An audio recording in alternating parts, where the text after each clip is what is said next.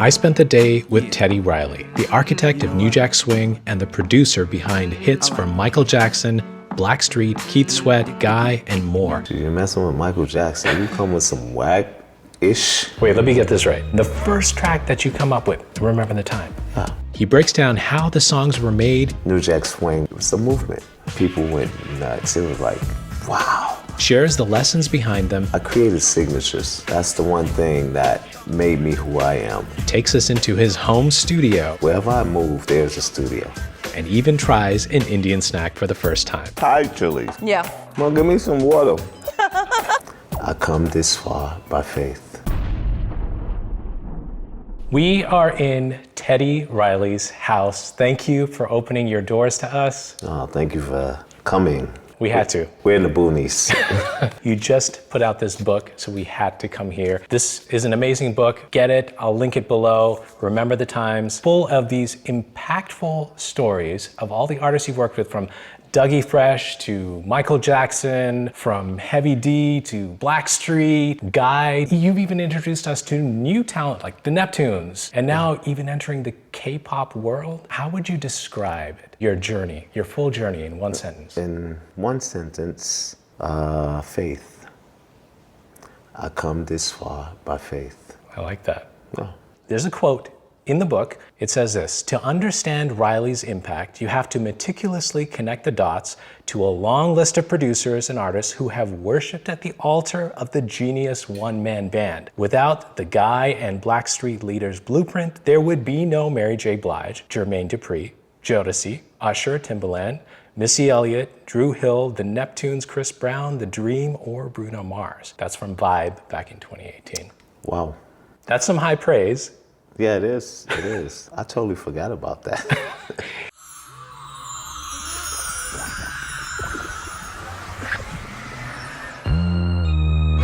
Let's talk a little bit about working with Michael Jackson.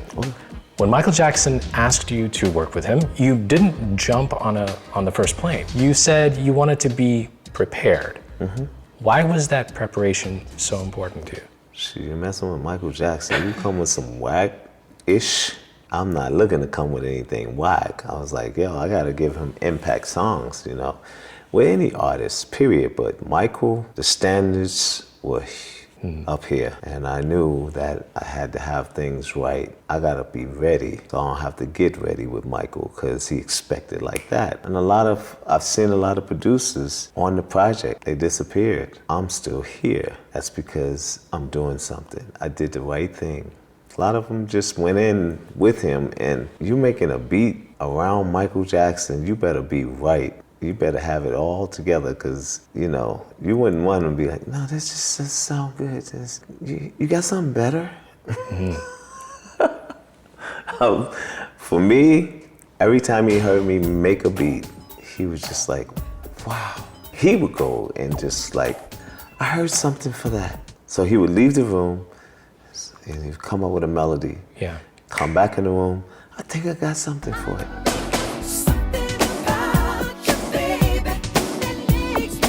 So how many did you prepare? Like a certain number of songs and beats to? Over 30. Over 30? Over 30 tracks. We wound up using about 15 to 20 of them. And they know some of them didn't come out for a while. Blood on the Dance Floor was one of them. And then you had Ghosts. Are there any still in the vault that we've never heard? No, actually, we've used everything. I've done 21 songs with Michael. All of them have been released? All of them have been released. Wow. Yeah. That says something. 21 yeah. tracks that Michael said. It's a nice residual. Wow. How did the song Remember the Time happen? It was one of those demos. That's actually the first track I made. That's what made me just create the 30. All it takes is one track to inspire you to make many. Wait, let me get this right. Michael Jackson calls you, says, Teddy, we need to do some music. And then you prepare, and the first track that you come up with, Remember the Time. Yeah. Wow. See, the first track, because you're already inspired just by getting the phone call. And you already know, like when I heard his voice, I heard his voice for that track. No one could ever do that track. I couldn't give that track to a Guy, nor Keith Sweat, nor Johnny Kipp, or anyone.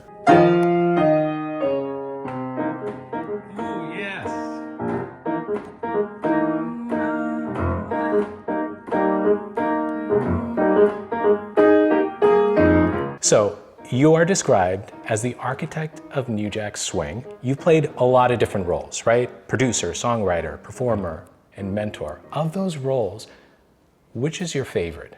I can't really say what's my favorite because, I'm still doing them all. I do enjoy being home. So if I had to really pick a choice and you say you can only have one, it would be being in the studio and being at home because my studio is at my home. My studios are at all of my homes. So wherever I move, there's a studio.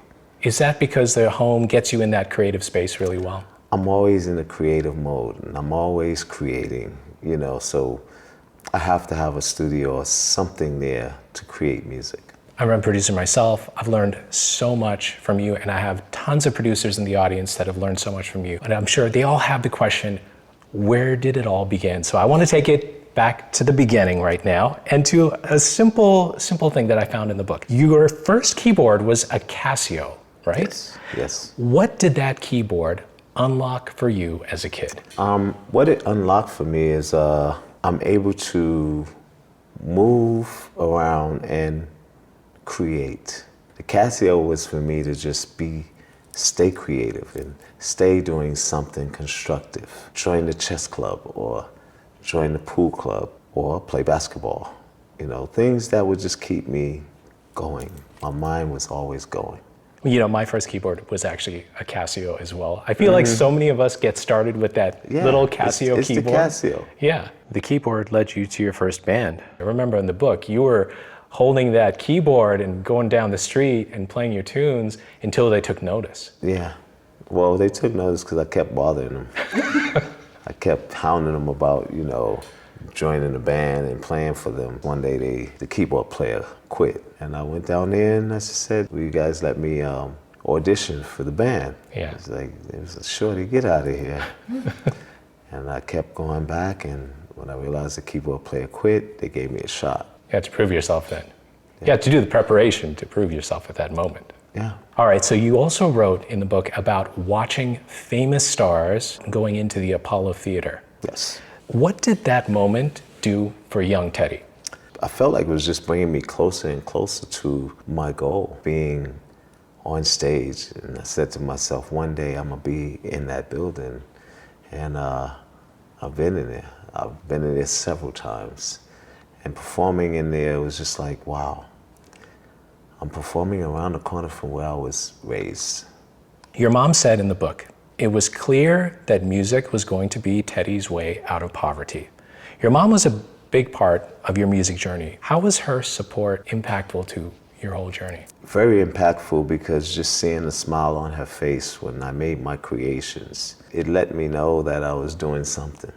Especially when she would just dance to my music. That was joy for me. Yeah, she was a cheerleader. Kind of, sort of. Sort of like my rock, who was always there. She was always rocking with me. Wow. Yeah. My mom was the one that encouraged me to take piano lessons. That's how it all started for me too. Mm-hmm. So shout out to the moms that push you or encourage you into music and support you, through all that. The moment of truth. Teddy, come into your kitchen. I made these Indian puffs for you. It's passed down for thousands of years in my family lineage. Okay. No, I'm just kidding. But I made this up. It's Indian meets Western meets yummy goodness. So I hope you like it. Okay, here we go. Here we go. This is the filling inside. It's all vegetarian. Not bad. Really? Wow. Mm-hmm. You got taste. Mm-hmm. Only thing that bothers me is the chili. You taste it? I'm starting to taste it. I'm gonna tell you, if I take a second bite, that means I like it. Chilies have vitamin E, and this one I only put 2 chilies. Normally I put 8 to 10 Thai chilies. These are 2 regular chilies. Thai chilies. Yeah, Thai. Do you really like it? Yeah, I do. Thank you. Well, give me some water. You gotta try this tea. You ever heard of the place HTO? HTO, no. Cheers. Oh, cheers. Cheers to There you. you go. There And you go. music. As soon as I heard you lived with Michael Jackson and you ate Indian food, Yes. I wanted to cook for you, and I wanted to make all these different things, and I'm like, let's just take One of each. This is my brother Kudrat's recipe that I tweaked in 4 different ways. But he's an amazing baker too. Okay. Okay. That's really good. I don't taste nuts in it. You usually have like I don't put nuts. soothing, because most times the nuts are in the way. I love the chocolate. Is this milk chocolate or No. dark chocolate? It's dark, semi-dark chocolate. Beautiful. That's one thing. I don't like milk chocolate. And it doesn't have too much sugar. I was gonna say that. It's not too sweet. Teddy approved snacks. And definitely approve the, what do you call it? The Indian puffs. Indian puff. Good job. Thank you so much. Let's move forward a little bit. So tell me about Rooftop Records. Well, Rooftop Records, it was actually a roller skating rink first, and then it became a studio because I came up with the idea of just putting a studio, building it upstairs, because back then it was very violent. You know, someone would get shot or it would be a fight, and I pretty much said, I don't want to be in that environment. What were you recording on back then?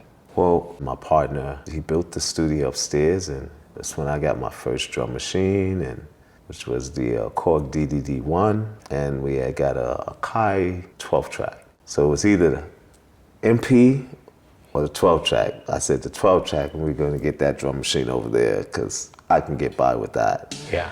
And that drum machine got me through making Keats What I Wanna. Wow. Johnny Kemp Just Got Paid, and the Alesis sequencer with that Korg DDD-1 and a W30. I sampled the hits out of the Korg DDD-1.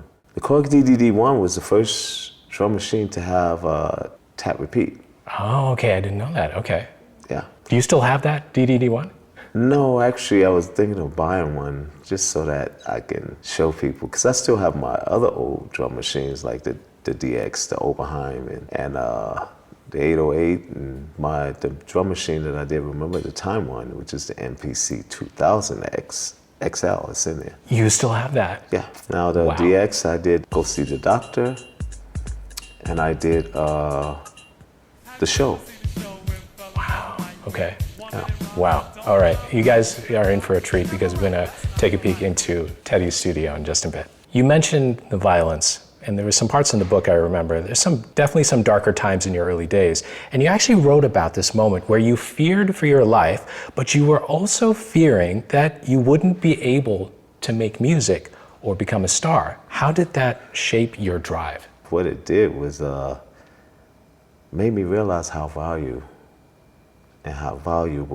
life is, and the things that I should be doing moving forward. When my partner, he was getting robbed, and he basically had to give up, a lot. And we were held hostage. From that day forth, I moved different. I didn't like going to clubs, and, would have to have, security, or I would have to be with a crew that, that's in my corner. I noticed you talking about loyalty in the book as well, how Michael Kim had your back. Yes, it's Michael Cap. Michael Cap, okay. Yeah, it's Kim, but we call him Cap. He was the guitar player of the first band. It was only to, really build for us. We needed instruments and different things. He was the one who bought the instruments. He just had that belief in you? Yeah. You're not just a producer, you're an artist in groups like Guy and Blackstreet. When you hear Groove Me Now, do you remember inventing a new sound or just trying to make something that felt good? I just remember I made that song and with Timmy Gatlin and Aaron, and we were just so happy just to, know that we created something that we hope the people like. And the experience, we had a good and a bad experience. The good experience is we booked that song in Amsterdam. Yeah. Amsterdam, Rotterdam, London, before it even came to America. Oh. And I was there. When they heard that record, people went nuts. What is this? And they running, man, and people was just dancing all different kinds of ways. And that's the great experience. But the bad experience, was a little short bad experience, was our first appearance. We got booed. And the reason why we got booed because The music was out. Groove Me was big, but they never knew how we look. So Johnny Kemp introduced us. And of course, we had on some outfits. It was like, you know, that we were like dapper. Shoes, gaiters, you know. It was like, we're in Newark, New Jersey. It's just like close, you know, it's like the hood, you know, the Apollo, you know, like the Apollo crowd, the Bulls. And Johnny Kemp's like, I want to introduce my friends. And the people's like, yeah, cool. Next thing you know, Guy! We walked out on the stage. Boo, get them off the stage. What they wearing? They wearing silk shirts. It was like. But then you had to turn them. They heard the record. And it was already playing on the radio. And when that record came on, they were like, that's them. That's them. And then changed everything. Wow. People went nuts. It was like, wow. We just brought a different flavor. Yeah. New Jack Swing was just like a fashion, it was a movement.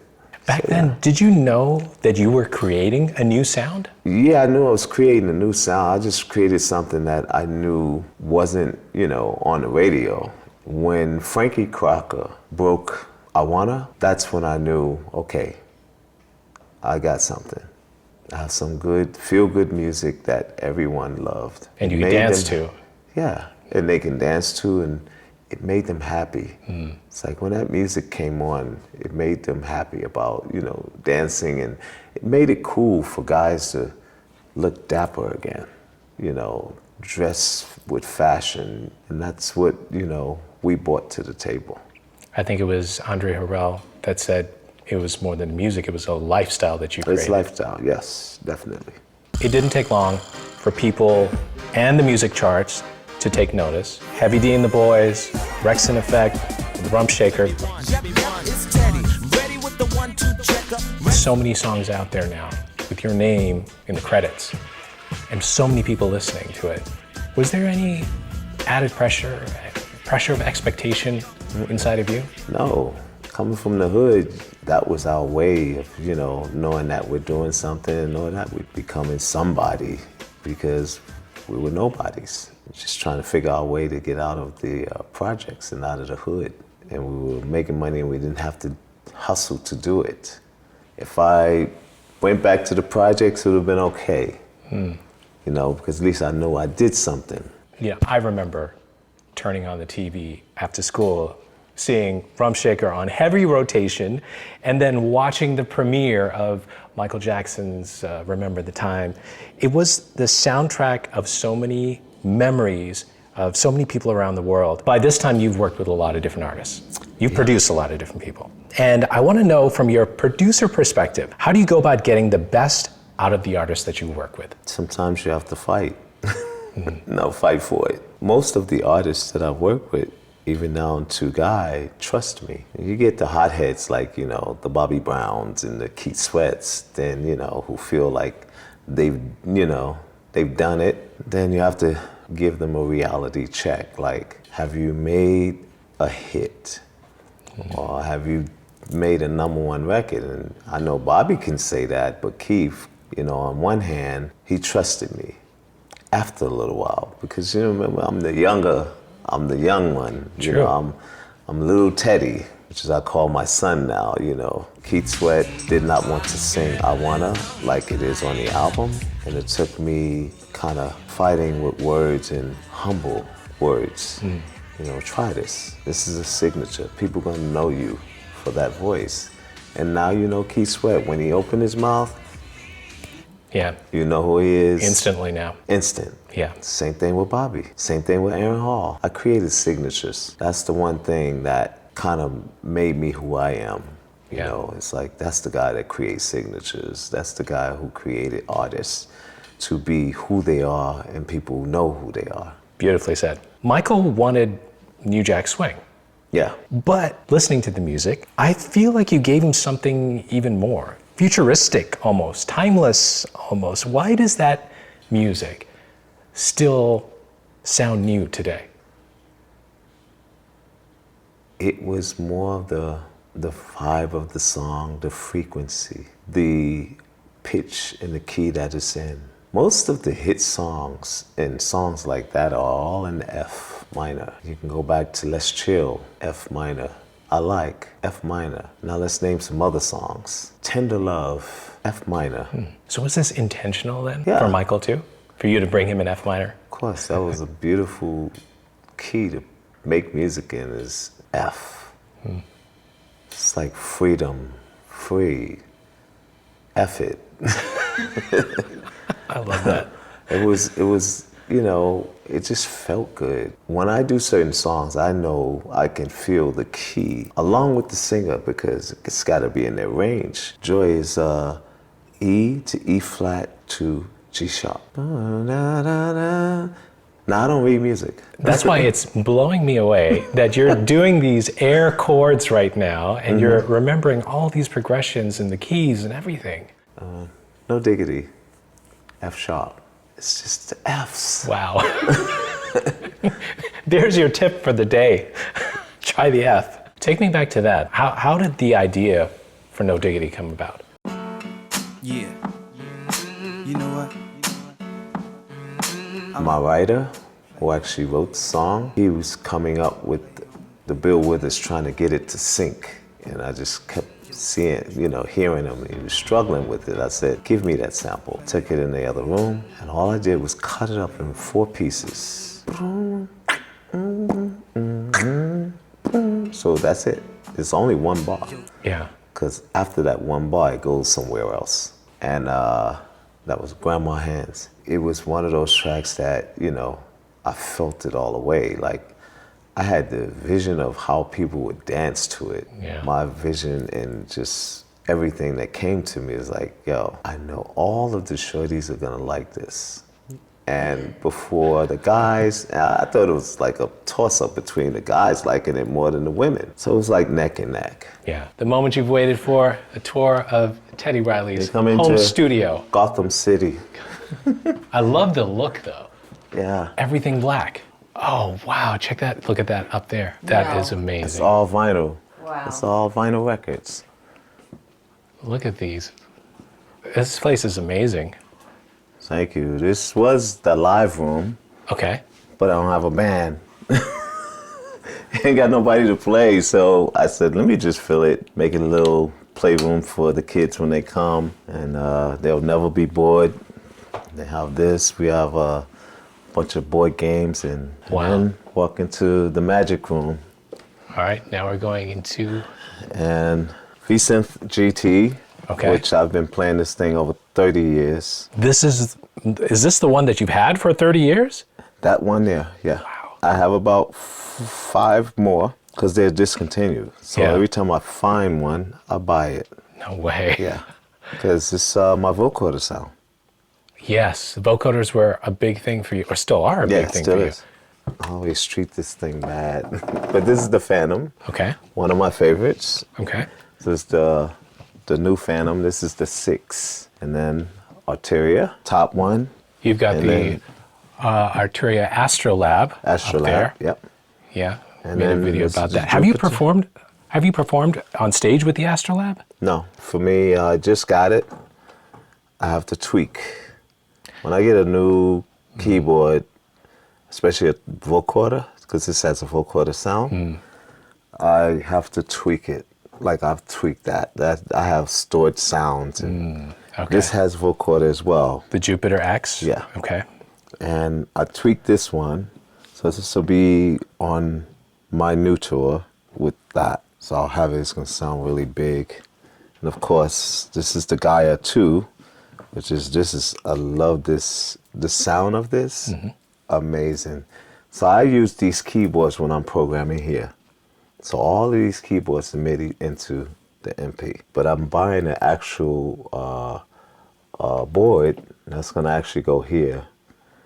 And that board will house all of these into here. So when I'm playing a sound, it'll play in there actually through the board. So I got the new SSL coming. And are you going to be performing with the MPC XL? Performing? No. No, you don't take This it. is just, I'm going back to the MP. This MP could actually, through USB-C, 24 tracks at a time, transfer into Logic or any DAW. Yeah. This thing is a beast. I have a question for you. When you were creating your sound, the kick and snare, they get aggressive, loud. You weren't afraid to make them loud. No. But this was that was kind of new at the time. Yeah, it definitely was new. It's a part of me being innovative. I didn't want to do what any of the producers that I look up to do. From M2May to all of them, they had hard sounds. Cameo, hard sound. Michael Jackson, the Jackson 5, they had hard sound. But they were still had a character. So my drums had character. Any drum that I put or I use for a song is character with the drums, with the kicks. What are you using? You're using this as a controller only? This is discontinued as well. Okay. And why I like this keyboard is because of this. I use this as, I do natural and finger vibrato. Okay. So when I do talk box, I do, you know. Okay. So it's like, you know, that's natural. Yeah. More or less than you're doing something and then the delay vibrato comes in. I don't like it. I like to do the natural vibrato. And you have the Personas Atom over there, the drum pads. Yeah, I like this because of the pads. I like hitting the pad. I agree. I really like the feel of the pads Yeah. on the Personas Atom. I hope they don't discontinue that. I hope they keep making it because it's good. Right. Do I see the Universal Audio Apollo interface back there? Yes it is. Okay. Now I'm a big UAD user. I have every UAD interface, 16, 8, twin, quad, the vault. I have them all. And not for free. They didn't give me an endorsement. Oh, you actually bought them? They don't give you endorsements. They'll give you the software and then they took that back, you know. So everything I got, I pay for. And it's only because I'm used to using it. But if I had it my way, I would use something else. But because UAD, you know, it's good sound. Yeah. But now that I'm moved over to Apple, I'm going to be probably starting messing around with Apogee. Okay. Yeah. I always hear good things about Apogee. Very warm sounding. The funny thing about the Universal Audio Volt interfaces What's that? is that if you connect it in and go through the setup process, they'll take you through a tutorial series. I created the tutorial series for it. Oh, wow. Yeah. I like the Vault because Yeah. I use that in hotel rooms, the small one. Yeah. And it's loud. Yeah. Simple, effective. Headphones sound good through it. Yeah, that's why I like it Yeah. because, you know, in your hotel room, you want it to sound like you're in a studio. Yeah. What's your choice on headphones? Default to the Biodynamic DT770. Once I started using the new Sony MV1s, they are the open back versions. Fantastic. The stereo width in there, the space sounds amazing. I How like about the you? warm headphones. Really? I do my vocals with it. I take it to the hotel. You're using, are those Asperger monitors? Asperger. Asperger monitors? She has, did you see her studio? Yes, I saw. She's got Okay. white Asperger's in there as She well. has the white, she has the queen. Yes. And it's 2, 4, 6,000 watts. Wow. These must sound amazing in this room. It does. I'll play something. Let's see. What could I play? You got Aventone, CLA-10, so these are the Yamaha NS10 clones. No, these are the CLAs. But are they modeled after the NS10s? Yeah. Okay. Yep, they are, but sound better. Yeah? Yeah. Sound better than the NS10s. Ladies and gentlemen, Dougie Fresh. So I want to come to the show and I wanted to hear from you first. He's one of the king of tech. And I met him at the NAMM show. And I just knew that, you know, this is one of the guys that's, you know, informative to the music world of producers and creators. So I, you know, invited them here, you know. You know, I don't invite nobody to my house. I know, that's right. You gotta be something. You gotta be somebody.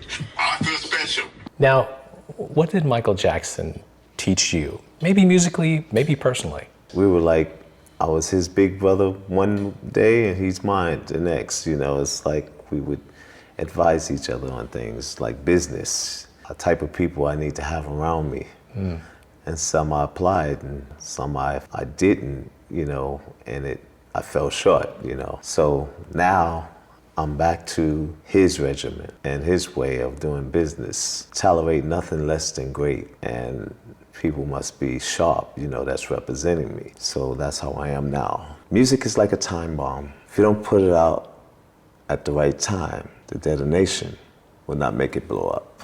Oh, I like that. I kind of sort of got that from Michael, but we were coming up with just why music blows up. He's like, I kind of sort of think that, I think that music is just like, you know, and I would say, what, a time bomb? He said, yeah, that. It's like, if you don't put it out the right time, it's just not gonna blow up. I kind of really feel, I said, I feel that too. I said, so when you think you want to release? He said, I haven't got it yet. It's not in my spirit yet. I said, when will it be in your spirit? He said, oh, it just comes. And I said, okay. I feel the same way though. Yeah. He's like, you must, because the songs that you've been working on and you put out, it's like bomb. It's just like, wow. He was just magical. And that magic rubbed off on me, and from his project on, it was just magical. How did I come up with he loves No Diggity. I don't blame him. I still sing that song. When I talked to him before he passed, he said, you know, I'm still singing your song.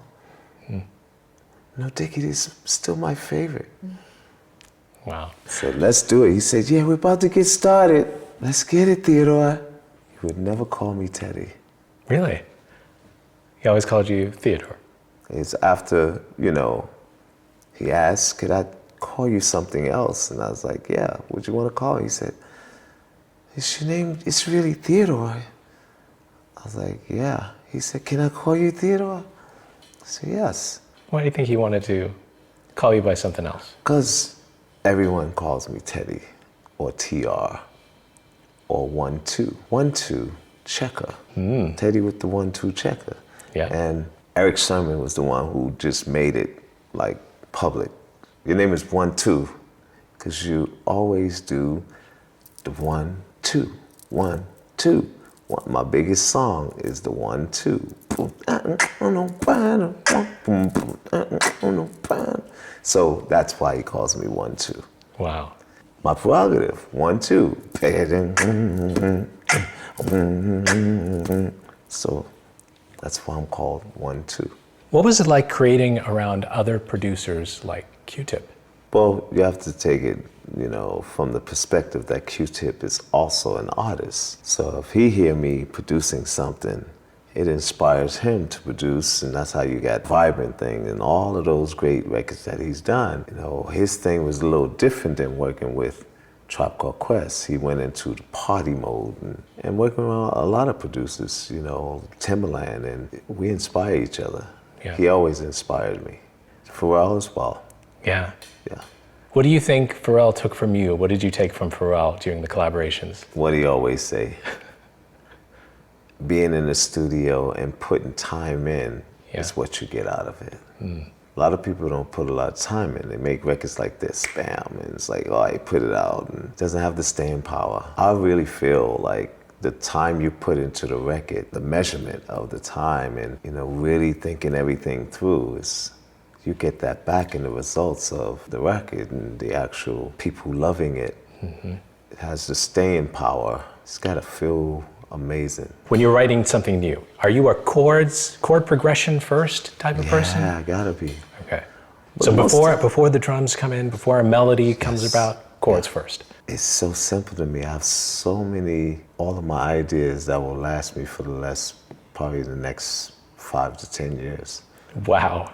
That I have not even tackled. I'm just getting started again. So if you've got those ideas down, right? You saved some of those ideas somewhere. Do you go back to those, or are you constantly coming up with new stuff? Yeah, I'm coming up with more. So how do you, That means I never run out of a song. Yeah, no, you never do. No, but do you go not. reaching back into those archives to pull out Of something course. for? Okay. I did a record in here that's gonna be for my My EDM album. I'm actually doing an EDM album. Wow. And I finally got hooked up back with my guy from France. He's an EDM connoisseur. He just hit me. He's like, you know, Teddy, I've seen you got your book coming out. And I said, you don't understand how, I don't know, how I just like wish I would hear from you again, and you just hit me. There is always a God, but I'm talking about there is a spirit that is hovered over me, and I'm just riding a wave. That's pretty much it. I waited for so long. We had this book 12 and a half years, maybe 13, and I'm more about spiritual timing. If it's not the right time, you don't put it out. Yeah. It's like music.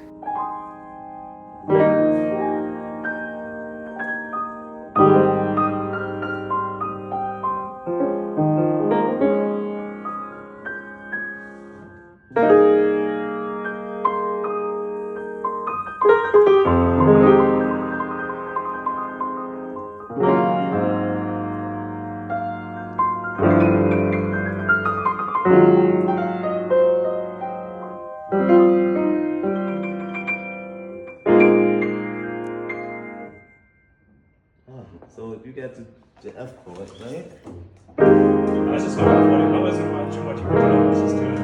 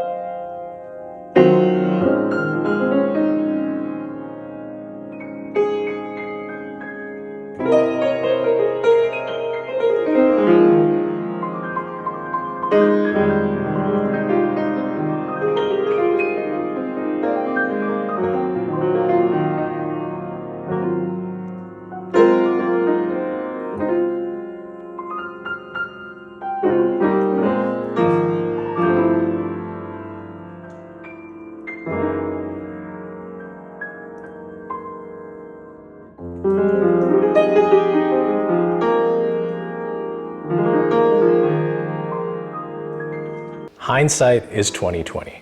What do you wish young Teddy knew that you know today? Make sure you get a lawyer and have people around you that you trust. Don't F with blessing blockers. Stay grounded. One thing that little Teddy did was stay in the studio and stay away from the parties and stayed away from a lot of things. Once I've gotten a come to Jesus wake-up call and learn how to stay away from things that will not elevate you. Wow, I love that.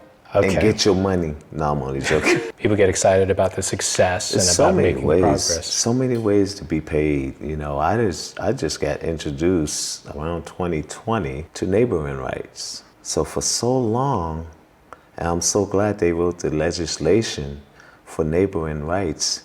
It goes back more than 30 years because the statute of limitations would have not make us enabled to get paid. But yeah, we can go back 30 to 50 years. We did with some of the recordings. I did all my songs. I should be paid as a musician on all my songs. I play the horn parts, I play everything on the keyboards, but they're still counted as horn parts. You gotta get paid from that. Right.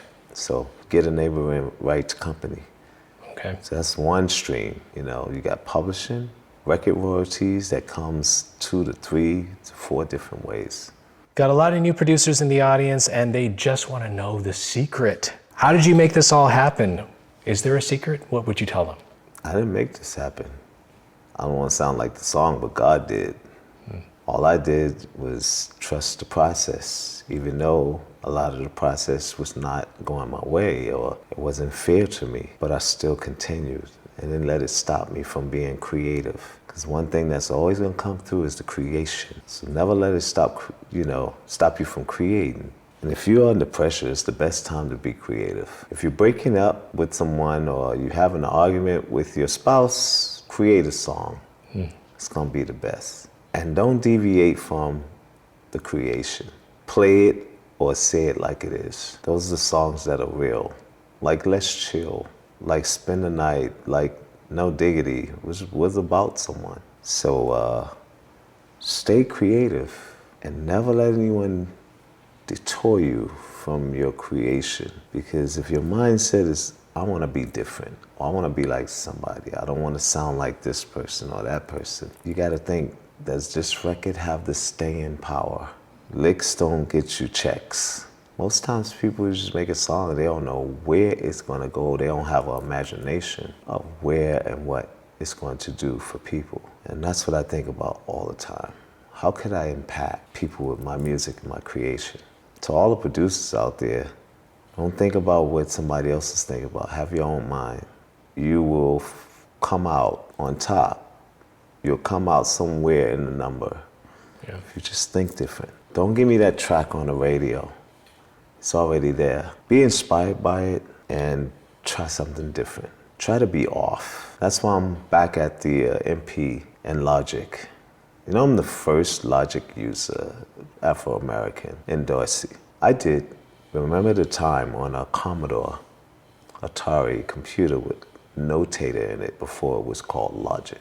Was this when it was eMagic? eMagic? eMagic. Yes. Notator. I'm also the first to do tap repeat before anybody even thought about it. And it was a mistake until I turned it into